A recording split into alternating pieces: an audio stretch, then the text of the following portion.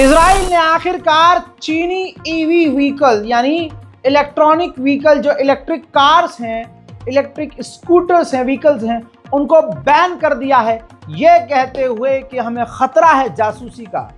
जब इजराइल ने देखा कि चाइना ईरान के करीब है, चाइना रूस के करीब है, तो इतने में ही पैंट उसकी चरमरा गई और उसने अमेरिका को भी खुश करने के लिए चीनी व्हीकल्स पर, ईवी व्हीकल्स पर पाबंदी लगा दी। कल मैंने आपको बताया था कि डोनाल्ड ट्रंप ने अप्रूवल दे दिया है कि गाजा पर कब्जा कर लो, और इस वक्त नेतन्याहू अपनी कैबिनेट के साथ मीटिंग कर रहे हैं और अप्रूवल दे रहे हैं कि आप जो चाहे करो, पूरे गाजा पर कब्जा करो।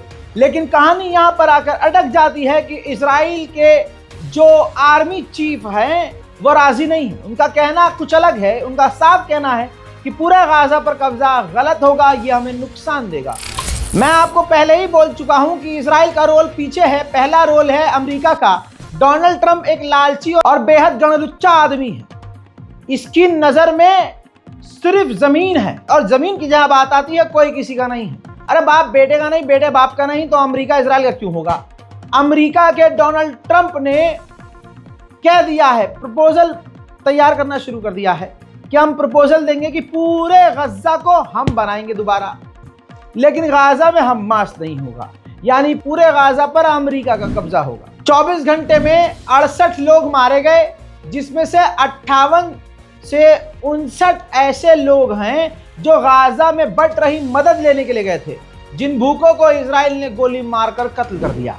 इंटरनेशनल मीडिया खुद दिखा रहा है, ये देखिए, जब गिने चुने गाजा के अंदर मदद के ह्यूमैनिटेरियन ट्रक पहुंच रहे हैं, तो भूखे लोग जिनका पूरा परिवार भूखा है उस ट्रक को लूट रहे हैं। इजराइल ने यह हालात जानबूझकर बनाए हैं ताकि भगदड़ में ही लोग सैकड़ों मारे जाएं। यहां तक कि यूएन ने भी कह दिया है कि 10 में से 9 ट्रक लूट लिए जा रहे हैं रास्ते में ही। वो गजा तक पहुंच नहीं रहे हैं, लेकिन रास्ते में ही उनको लूट लिया जा रहा है। भुखमरी अभी खत्म होने में काफी समय लगेगा। इस वीडियो के माध्यम से आप समझ सकते हैं कि गाजा का हाल क्या है। बच्चे के हाथ से थैली गिर जाती है, भगदड़ में थैली फट जाती है और जमीन पर गिरे हुए वो आटे को समेट रहा है। सिर्फ गोली मारना नहीं, जहां अमेरिकी एजेंसी के सामने गाजा में लोग मदद लेने के लिए जा रहे हैं, वहां से 3 फिलिस्तीनियों को इजराइल ने किडनैप भी कर लिया है। वहीं ये देखिए, इजराइल का डिफेंस मिनिस्टर इस वक्त गाजा में है। वो गाजा में लगातार दौरा कर रहा है और इजराइल के बताए हुए कदम पर चल रहा है। नेतन्याहू का काम कर रहा है कि यहाँ कुछ इलाकों पर पूरी तरह से कब्जा कर लिया जाए। 24 घंटे की जानकारी यह है कि 8 लोग मरे हैं भूख से, जिसमें छोटे छोटे गोद के बच्चे भी शामिल हैं। जो भी इस वक्त इजराइल के खिलाफ बयान दे रहा है, खुदा की कसम वो दोगला भी है। जैसे फॉर एग्जांपल सर्बिया ने कहा कि भाई हमने इजराइल को हथियार देना बंद कर दिए हैं पूरी तरह से, लेकिन 2025 में ही 55 मिलियन यूरोस के हथियार ये सर्बिया इजराइल को दे चुका है। यानी 100 चूहे खाकर कुत्ता फलानी जगह चला। हज क्यों बोलूंगा भाई मैं? ऐसे घटिया लोगों का नाम मैं हज से जोड़ूंगा? आगे बढ़ते हैं। अब ये वीडियो देखिए, ये वो लोग हैं जो गाजा में अमेरिकी एजेंसी के आगे मदद लेने गए थे। उनके ऊपर इजराइल की सेना ने ओपन फायरिंग कर दी है, जिसके बाद वहां भगदड़ का माहौल बन गया। छोटे छोटे बच्चे, 6 साल का एक बच्चा, एक छोटा सा बच्चा बता रहा है कि सुबह 6 बजे से यह वक्त हो गया है, सुबह से मैं खाना लेने के लिए भटक रहा हूं, लेकिन मुझे खाना नहीं मिला।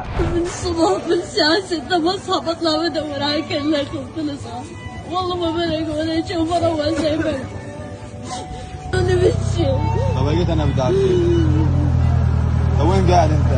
قاعد الجبل يلا مش ملاقيين شي ناكله من الصبح نطلع ندور عليك اياه. خلص حاجات بدي اقابلك اياها. تمام؟ उधर इजराइल पूरी ताकत से गजा पर ऐसे हमले कर रहा है कि आप सोच भी नहीं सकते। ऐसा नहीं है कि लोग इतना मर रहे हैं, चलो अब हमला कम कर, नहीं, वो हमला पूरी ताकत से कर रहा है। देखिए इजराइल का गाजा पर हमले के बाद का मंजर।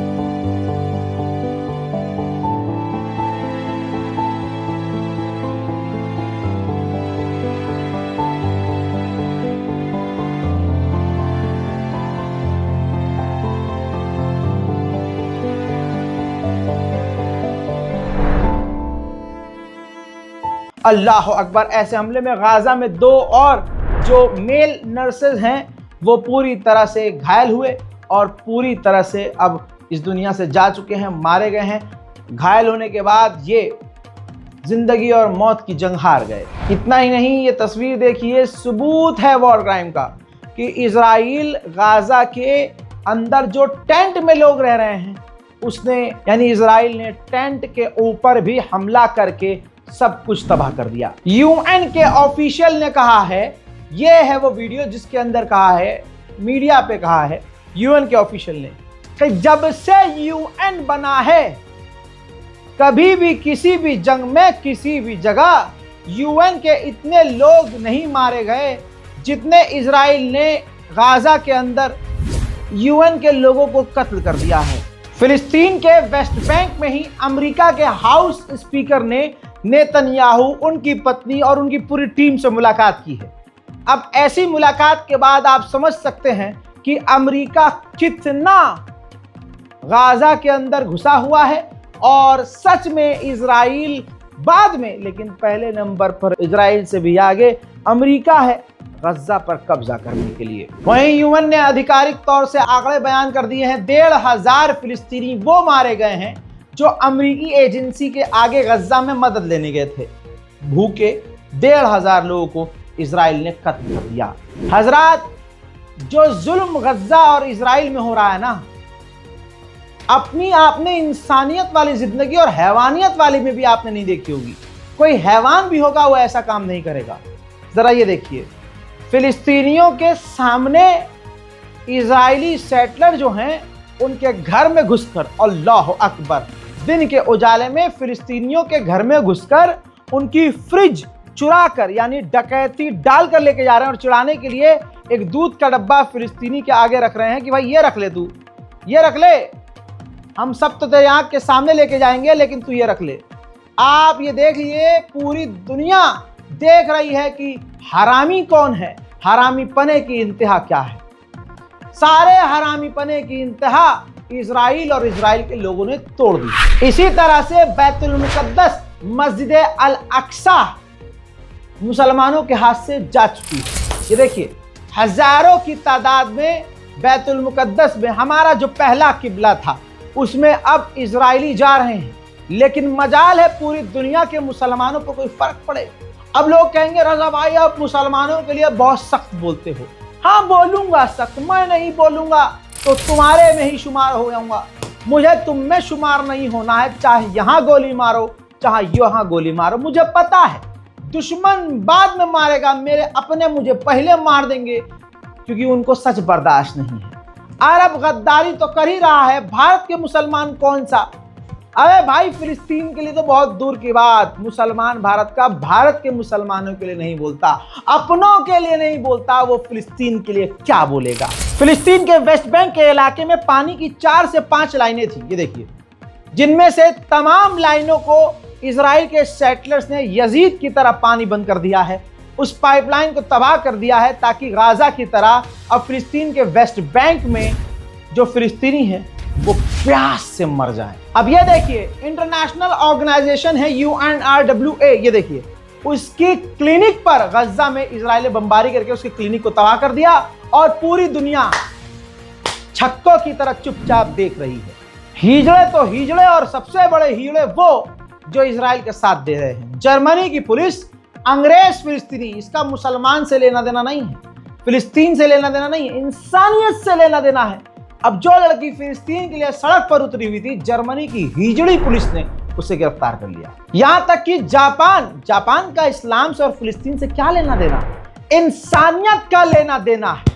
जो फिलिस्तीन के साथ है वो इंसान का बच्चा है, जो फिलिस्तीन के खिलाफ है वो सूअर से भी बुरी कोई चीज हो वो उसकी औलाद है। तो अब देखिए, जापान की ये लड़की फिलिस्तीन का झंडा लहरा रही थी अपने मुल्क में, तो इजरायली यहूदी लड़कियां उस जापानी लड़की को गाली बक रही हैं। लेकिन देखिए कि निडर यही है जो हक के साथ होता है, वो किसी के बाप से नहीं डरता। जापान की लड़की अकेली फिलिस्तीन का झंडा लहराती रही और कुत्ते की तरह इजरायली भौंकते रहे। यूएन ने खुद कह दिया है कि नेतन्याहू का खतरनाक जो ये प्लान है पूरे गाजा पर कब्जा करने का, ये खतरा है पूरे फिलिस्तीनियों, पूरे गाजा के लोगों के लिए और साथ में उन कैदियों के लिए भी जो इजरायली हॉस्टेज। गाजा के हालात शायद न सुधरे और हमारी गैरत अब जिंदा ना हो। जरा ये देखिए, खाने के लिए लंबी कतार हर वक्त गाजा के अंदर है और यही वो लोग हैं जिनको इजराइल गोली मारकर कत्ल कर देता है। अमेरिका में ट्रंप नाम का होटल है, उस होटल के बाद खुद यहूदी जिनके अंदर इंसानियत है वो ट्रंप होटल के बाहर प्रदर्शन कर रहे हैं। कुर्दोगलू मिजाज इजिप्ट का राष्ट्रपति सीसी, उसने कहा कि इजराइल गलत कर रहा है, भूखा रख रहा है, गजा में जेनोसाइड कर रहा है। तू कुत्ते क्या कर रहा है बे? ये खुद वो कुत्ता है जो फिलिस्तीन के लिए कुछ नहीं कर रहा है, सिर्फ नौटंकी, ड्रामा और बयानबाजी। मेरे दोस्तों, गाजा की मदद के लिए इस बार कोड का इस्तेमाल कीजिए। IFPC कोड के साथ सेविंग अकाउंट और नाम अली रजा, तमाम जानकारी हमने यहाँ दी हुई है। लोगों को कन्फ्यूजन थी, वो हमने कन्फ्यूजन दूर की है। इस बार कोड का इस्तेमाल करते हुए गाजा और फिलिस्तीन की मदद के लिए आगे आइए और अगर मदद नहीं कर सकते तो दिल छोटा ना कीजिए। इन तमाम चीज़ों से सबसे बड़ी चीज़ है आपके अमाल, आपकी नमाज और आपकी नमाज के दरमियान दुआ कीजिए और मन करे तो आखिर में मेरे लिए भी दुआ कीजिए। जय हिंद।